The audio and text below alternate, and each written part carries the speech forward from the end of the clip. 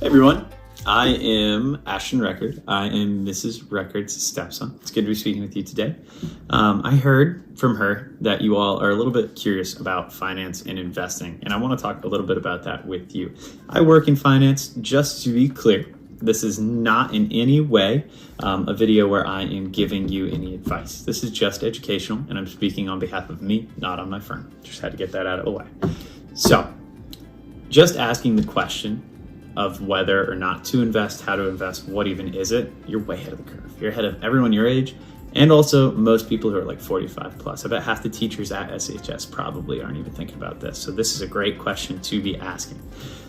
Let's start talking about why we invest, like what's going on. If you invested right now $1 today, by the time you retire at 65, that dollar will be worth approximately like $90, right? Which is crazy growth. And the older you get, the less that growth will be there for you, right? It just, the time, opportunity of it all really matters. So starting now, even if it's only, $20 a month, is going to be a huge difference maker when it becomes important to you. But why and how? How does this all work? Basically, I want you to imagine that like $1 or a paycheck, it's like a plant, right? But it's a plant that doesn't grow unless it gets sunlight, but also won't die, right? So if you take this plant and you put it in a room without sunlight, just a normal bank account, what's gonna happen is that sunlight will hit all the other plants and it'll keep growing and growing and growing, but your plant will stay the same. That means in 50 years, when you take that money out, you won't be able to compete with all the other plants. You'll have lost that ability to grow. That sun, that's inflation, right? Money, there's more and more and more and more of it, but you still have the same amount of it, which means you've lost the opportunity to match. How do we match? We get our plant sunlight, and that's what we call investing. But at your age, there's a couple different ways to invest, and it probably doesn't make any sense. Let's talk about different ways to invest, right? You've probably all heard about crypto and different things like that, but there's really only a few accounts you should think about and a few types of investments. There's stocks, and there's bonds. Stocks are a little bit of ownership of a company, right? If I buy a share of Google, which is a lot of money, I own one little sliver of the company. And at any point, I could sell that sliver. And if Google as a company is more valuable than it was, I'll make a little bit of money, right? But it's an asset. It grows over time. There's also bonds. Bonds are basically an IOU.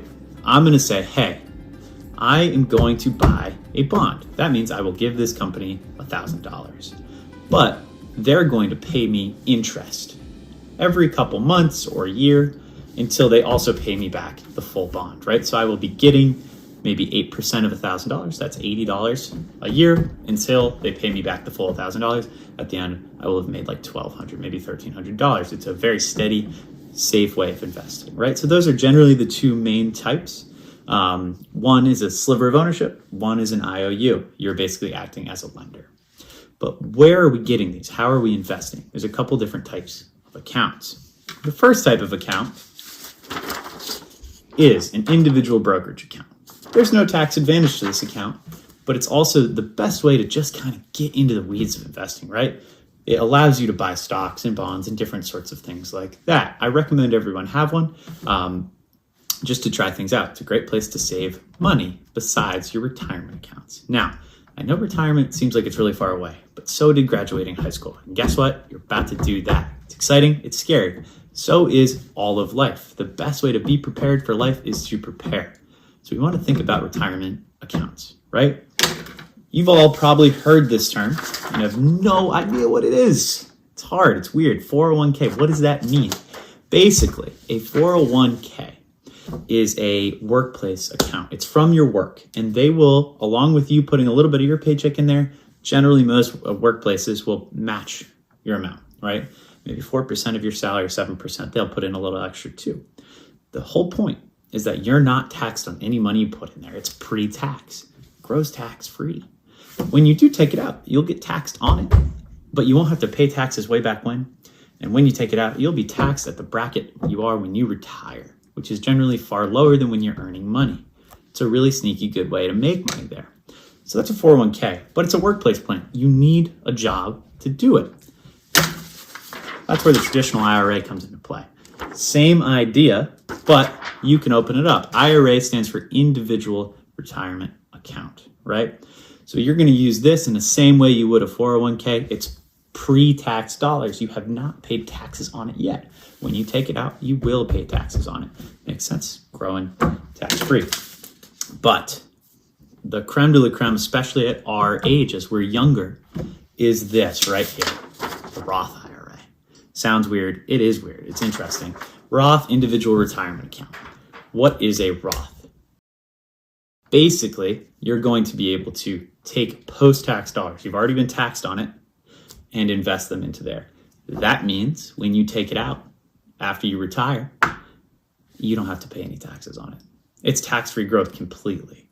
It's a hack. It's a great way to make money.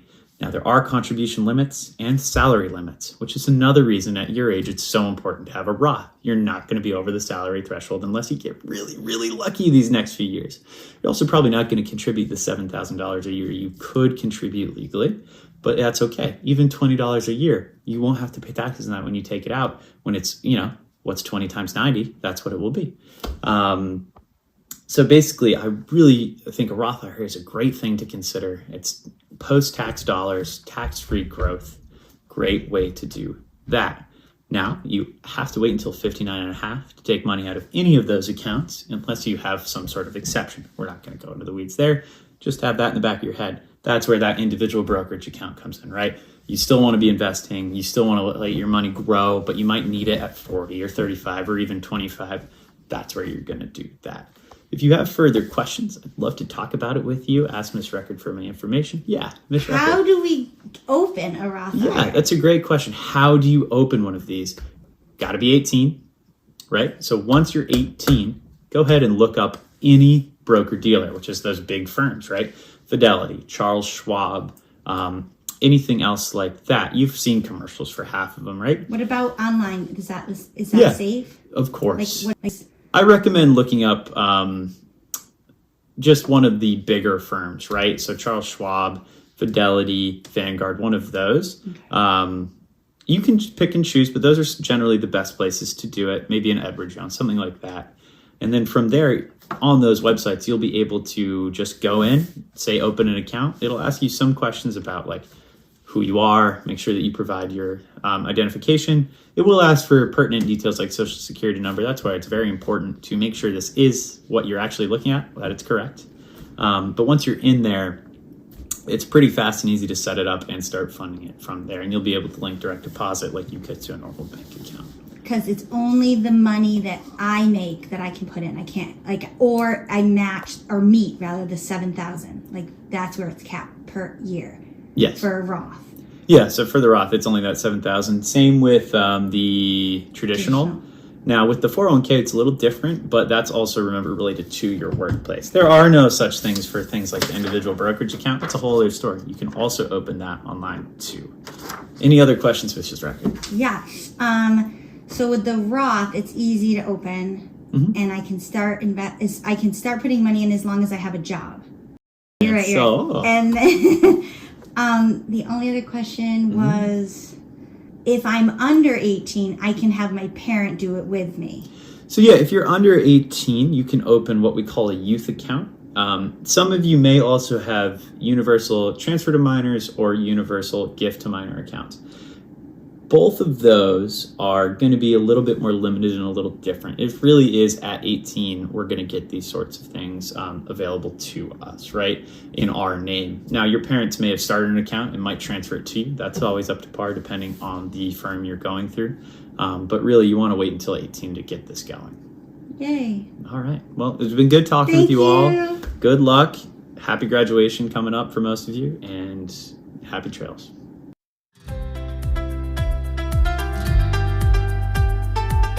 Okay, we'll update on the Roth IRA. Make sure we get this down pat.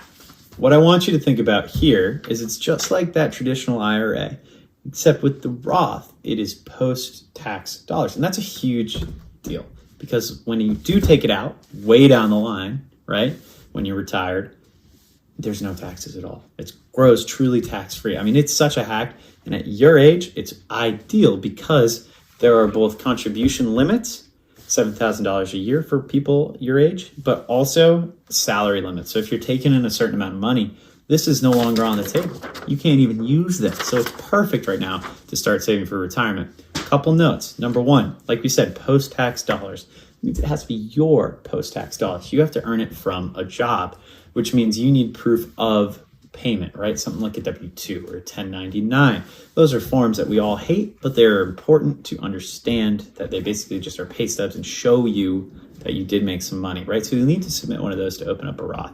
Once you do that, though, you'll be able to contribute money you've made there, and it will just grow tax-free for you, right? And you can just invest it in stocks or bonds like we talked about and watch it grow, which is just fantastic for anything you're looking for when it comes to like, how do I start saving for retirement? Roth is the place to start.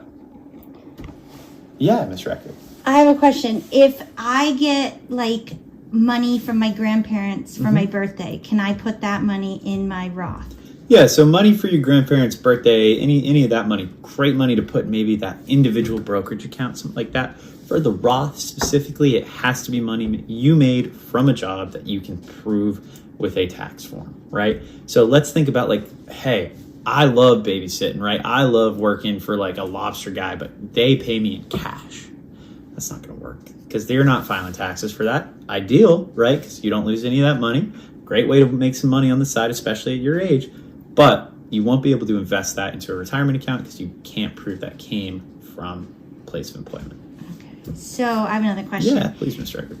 If, let's say I put money in a Roth and then I have like an emergency. Yeah. Or I want to use it for like grad school. Can I do that or do I get penalized? So there's some exceptions. Now I won't go into them here. So sometimes, yes, you can take money out early from like a Roth or a traditional IRA or a 401k. However, generally there is a penalty before 59 and a half for taking money out. So don't bank on it. If you are in a pinch, think about it. Talk to someone about it. Do some research, but never plan to take money out early of those retirement accounts. That's why you open up that individual brokerage and you start funding that too. So the penalty is money, right? I have to pay money to get my Yes, money. the penalty is some of that money you take out, you lose, right? And like with a Roth, you wouldn't be taxed on it, but you would lose it to a penalty. With something like a traditional or a 401k, you would actually end up both being taxed on it and getting penalized on it. So no good, not ideal. What do you think about high yield savings account? Would that be a good place to put money for grad school? Definitely not a bad place. I think there's definitely ways to get higher returns than a high yield savings account. But if you don't really want to monitor it, it's not a bad place to put it. Another great idea is a mutual fund or in ETF, right? So these are two different ways of basically having someone else do a bunch of different investing and you just pay them to invest all your money, right? So a mutual fund is basically a company where they will take a bunch of money from a lot of different investors, take all that money and buy different stocks and bonds and different things like that. They manage it and you just get the profit from all those investments. So that's a great way. If you don't want to think about it and you just want to have somebody else do it, do a mutual fund. But I have to pay them. A little bit. You won't really notice it. It's just out of the profits. Do I have to pay someone for a Roth IRA? You do not. Okay. You do not. Cool. All right. Yay. Thank you. Of course. Glad to help you all.